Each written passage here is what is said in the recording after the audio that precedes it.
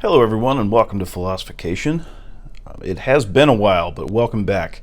I've been hard at work working my way through the Old Testament for at least the last, I don't know, 6 or 7 months.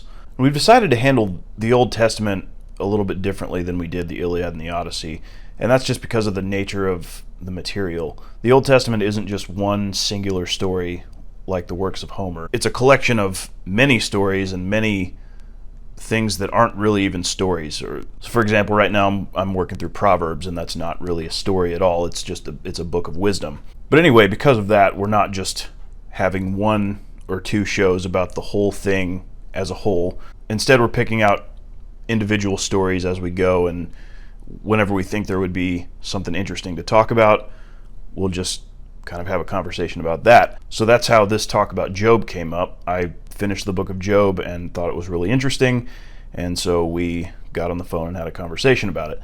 Now, I will apologize in advance for the audio quality of this one. I actually debated on whether to post this at all because of the audio quality, and that's because we did this over the phone rather than through a computer with the microphones that we have. It was kind of an experiment, and if we do any more of this in the future, we'll probably have to invest in some higher quality microphones that can be used with smartphones. But it is what it is, and this is what we had to work with for now. So I hope it's enjoyable anyway, and without further ado, here's what we thought about the book of Job. So yeah, I finished reading Job the other day, and like it's so interesting. And it's right up your alley too. Like if you don't read any of the rest of the Bible, you should read this because it's super interesting, and it's structured. Most of it is actually structured in the form of a debate, which you would be really into. But yeah, you haven't read it, right? No. Okay. How much of the story do you know? Like, are you familiar with it at all? Job, no. I mean, I'm familiar with the name, so it kind of rings a bell, but I can't think of what his story is. Okay. So it's, well, first of all, Job is like, this takes place around the time of Abraham-ish. So it's before Israel was a thing, which I didn't know before I read it this time around. But, you know, the general outline of the Israelite story, like Abraham was the guy that God originally made the covenant with and promised to, you know, make his ancestors or his descendants as numerous as the stars in the sky. And then his son was Isaac, and Isaac's son was Jacob, and Jacob was renamed Israel, and that's who the nation of Israel is named after. Yeah. So Job is around the time of Abraham and Isaac-ish. It's not exactly clear, but he's before Israel was Israel. And he might have been, according to the scholars who study this stuff, he might have been a distant relative of Abraham, maybe. But anyway, that's the time period. And so it starts out with a conversation between Satan and God, which is like, but it's not, but I didn't know, here's another thing I didn't know before I read it this time around. And you wouldn't know this from reading the book itself, but this is another one of those things that scholars just kind of have figured out over the years, that Satan in the book of Job is not the same Satan that you read about in the New Testament. Yeah. It turns out that modern Christians have merged these two characters into one. But this Satan is not Lucifer. He's not the one who, you know, he's not the former angel who got kicked out of heaven. Yeah. He is actually, the Hebrew word that gets translated as Satan in Job means the accuser. So he is actually a member of God's court in heaven, whose job it is to go around the earth and point out all of mankind's shortcomings to God.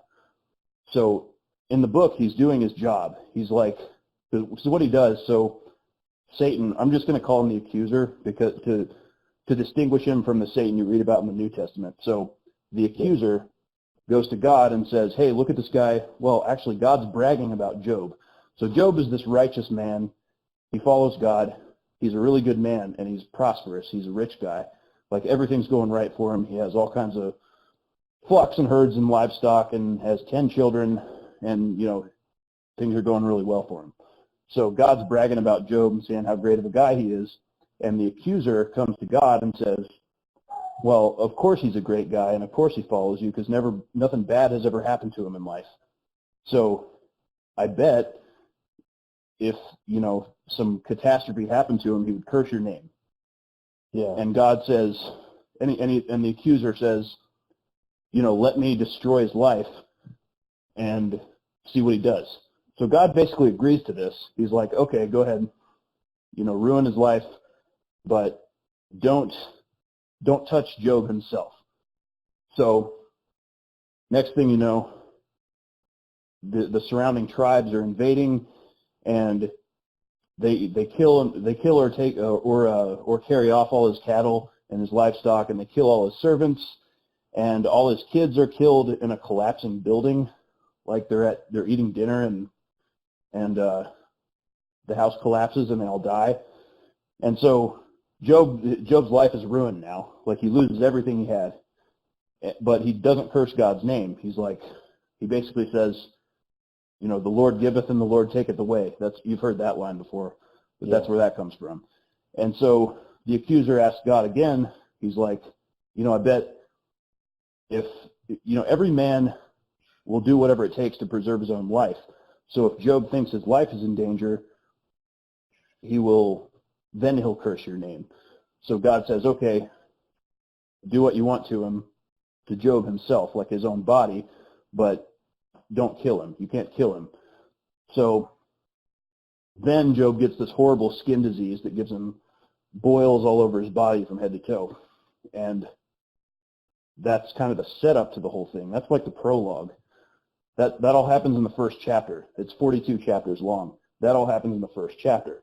So next thing, three of Job's friends come to see him, and then they have this debate, and all his friends are arguing.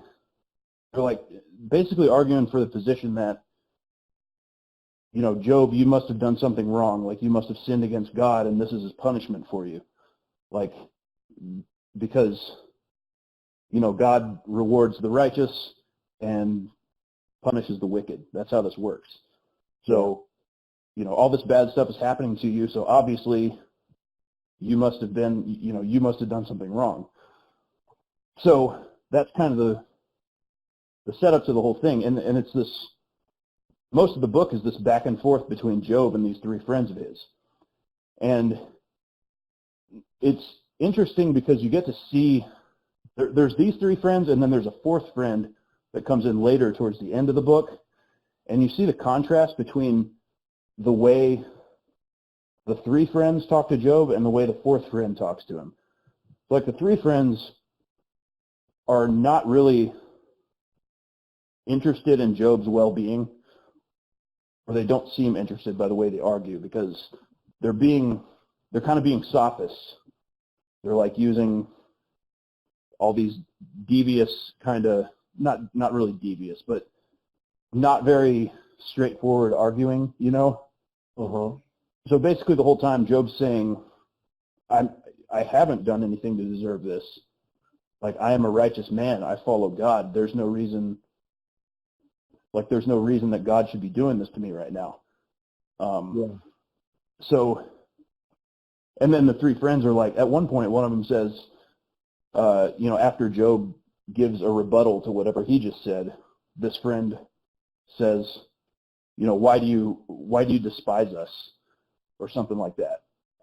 Basically saying, like, accusing Job of, like, he's arguing not because he thinks he's right, but because he despises his friends.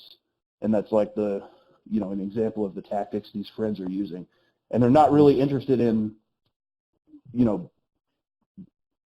not interested in Job's well-being. They're interested in making themselves feel superior to him. Yeah. So, yeah, it's like, and then the fourth friend is a little bit different. But the point of all this, so they argue for a while with Job saying, I'm a righteous man and I don't deserve this, and his friend saying, well, you must have done something wrong because God is a just God. He doesn't, He doesn't do things randomly like this. So God comes in towards the end of the book, and he basically says, you're thinking about this all wrong. And what's so fascinating about the book is that it asks a bunch of questions and then it doesn't really give you straight up answers to them. It just kind of asks you to think about them. And the question is, why do bad things happen to good people? Which Job is a good person. Like, the book basically tells you from the start that he doesn't deserve this. So when he's arguing that he's a righteous man and he's done nothing wrong, he's right. But the point is, towards the end, that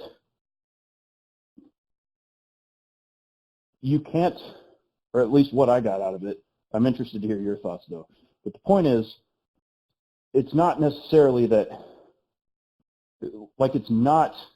you can't expect the world to work the way you think it should.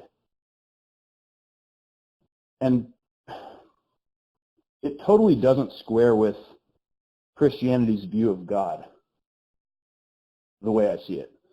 Like, it definitely doesn't square with the idea of an omnibenevolent God, right? Yeah. Because it seems that, from reading this book, it seems that God is arbitrary to some extent, right? Yeah. Like, basically God tells Job at the end of the book that, you don't see the big picture of the universe. Like, your place in the universe is pretty insignificant. And you can't expect reality to bend to your will. You can't expect reality to work the way you think it should. And the way you think it should work is that if I'm a good person and I do good things, good things should happen to me. But that's not what happens. What happens is he loses everything. And God basically tells him at the end, you can't expect the world to work. And he uses this whole, like, he's describing all these things about the greatness of the universe and how, the stars in the sky God created the stars in the sky and all the animals are so amazing and the universe is so amazing in how it works. And you can't expect all of this to bend to your will and work the way you think it should. It just works how it works. And it's up to you to deal with it. And the other point is, the way to have things work out for you, or the way to give yourself the best chances of having things work out the way you want them to, is not to complain about it. Because Job complains a lot, while he's going through this, as anyone would. He's like, I wish I'd never been born. I want to die. Like, he's saying this a lot for most of the book. Yeah. And finally, by the end, he, after God tells him everything, tells him all these things about how he can't expect the world to work the way that he thinks it should, he finally breaks down and says, okay, you're right. I don't understand how the universe works, and I can't expect, he basically submits to everything that God's telling him, and then he ends up getting everything back. Like, he gets twice as much cattle and all of that stuff as he had before, and he has more kids, and he becomes, a rich man again. So, I don't know. It was super interesting. But what do you think? Like, what does anything, any of that sound interesting to you at all? Yeah, I mean, feels like I need to read it to really, really have too much to say about it. But, I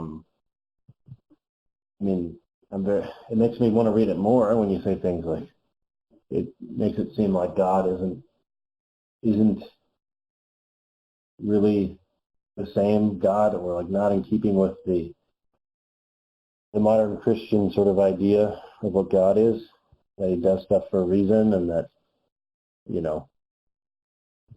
he's just and good and all that stuff. people get what they deserve, that kind of thing. And I remember, I mean, as you talk about Job, I remember learning about him, obviously in like sort of a Sunday school environment where it's not reading it, it's more like a synopsis or something, you know, for kids.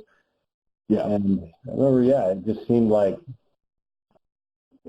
I remember the moral of the story being that, like, Job was awesome, that he did complain, but that in the end he was still the good guy that God thought he was, even after all that suffering, and that God rewarded him.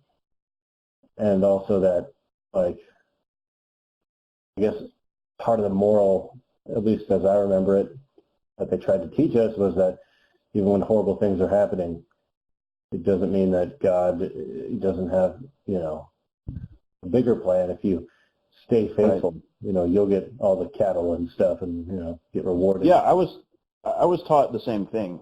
I remember learning, you know, pretty much that moral. But Yeah. the book is so much more than that if you really read it. Like, I think the conclusion is that this isn't God's punishment. Like, everything that happened to Job, it's not God's punishment. It's just what happened. Yeah. Like, and that's kind of the nature of suffering that it puts forward, is like, maybe there's not some cosmic purpose, or I don't know. I'm not sure what it thinks about that. Because on the one hand, I want to think the point is that maybe there's not some cosmic purpose to this suffering. It's just that it just happens. Like, bad things happen, and it's up to you to deal with it. Yeah. But on the other hand, God does say at the end of the book that, you know, there is a way that reality is laid out, or that the universe is laid out, and you're just a human and you don't understand it all. Yeah. But I don't know. It's not. It's like God's speech at the end of the book is all about the insignificance of man, Yeah. and how you can't hope to understand everything about the world, which is true. Like, that's why I think God is so mysterious, or that's where the idea of God being mysterious comes from. Because, I don't know, the more I read the Bible this time through, the more I think that God is really, like, I don't think of him as so much of a person as much as he is humans' way of personifying reality itself, or personifying the universe. You know what I mean? Does that make any sense? Yeah. But, you know, that's the way I've started to think of God in the Bible. It's like humans just want to put a face on reality itself and try to make some sense of it that way. But reality is arbitrary, right? Like it doesn't bend to your will, and you can't understand it, or you can't understand all of it, which is exactly how God is in the Bible. Like, he does his own thing, and you're constantly told, or at least I was taught as a kid, that you're constantly told that there's always more to learn about God. And there's always, like, he exists outside of time and space, and he's uncomprehendable, just like reality, you know? Yeah. So I don't know. That's kind of the way I've started to think about God. But, yeah, the point of the book, I think, is that you can't expect that to bend to your will. And it's arbitrary sometimes. Bad things happen to good people, and you shouldn't complain about it. I mean, maybe you can complain about it if you want, but it's not going to help anything, because the whole time Job's complaining, he's like, you know, nothing's getting better. He's just saying, you know, I'm sure God is a just God, and if I could just plead my case to him, he would see that I'm right. He would see that I'm a righteous man, and he would, take this catastrophe away from me. But none of it works because God isn't, reality doesn't work that way. It doesn't necessarily work with justice. It's kind of arbitrary, and things just happen. Yeah. Yeah, I mean, from like a skeptic viewpoint, it's like, of course that's what God is. It's just man's explanation for shit he can't understand. But then, like, even if you're not a skeptic, it seems like a fair way to put it. Like, even in their own words, but different wording, but essentially the same thing, believers will say stuff like God is mysterious. And so even their own language kind of, phrase the truth of it, which is that, yeah, that's what I'm saying. Confused people who didn't know any better came up with this, personified the confusion, and the lack of knowing. Right. But even now, you can see this in like theoretical physics, right? Of just how incomprehensible I think I said uncomprehendable earlier. The word is incomprehensible. Yeah, right. But yeah, you can see it in how incomprehensible the world is. It's like, or the universe is. It's like the more we discover about theoretical physics, it's like, somebody discovered the atom once, and they were like, hey, this is what everything is made of. This is what all matter is made of. And then the next question is, well, what are atoms made of? And then you discover protons and neutrons and electrons, and they're like, oh, the atoms are made of these. And then later you discover what those are made of, and it's like muons and quarks and whatever else, like all the other subatomic particles, right? Yeah. And it's like, it's so similar to the way Christians think of God. Christians think of God as, no matter how much you learn about him, there's always more to learn, and you'll never get all the way there. Yeah. But it's kind of the same way. It's like, if string theory turned out to be true, and everything's made of these little vibrating strings, you can still always ask the question, well, what are those made of? And how did those come about? Like, you're never quite to the bottom. There's always more to learn. So you can see where people got the idea of a God like that. Yeah, very interesting. So you should definitely read it. And I don't know. I'm still thinking about it. This is one of these books that I'm going to have to go back and read again at some point, because it's like it was a real page turner for me. Like, because these guys are debating back and forth, and I'm like, I want to find out how the debate gets resolved, but it's not really resolved in the end. It's like these guys are debating, and then God comes along at the end, and he's like, you guys are debating, this is a pointless debate, because, everything is just so much bigger than you even know. Yeah. Like, you don't even have the perspective to be able to debate this. And if you can, if you could just see everything from a non-human perspective, then you wouldn't even be having this conversation. Yeah. Yeah. It's really profound. Yeah. I definitely ought to read it. We should do that. Maybe we should talk about it again after you've read it. Yeah, maybe.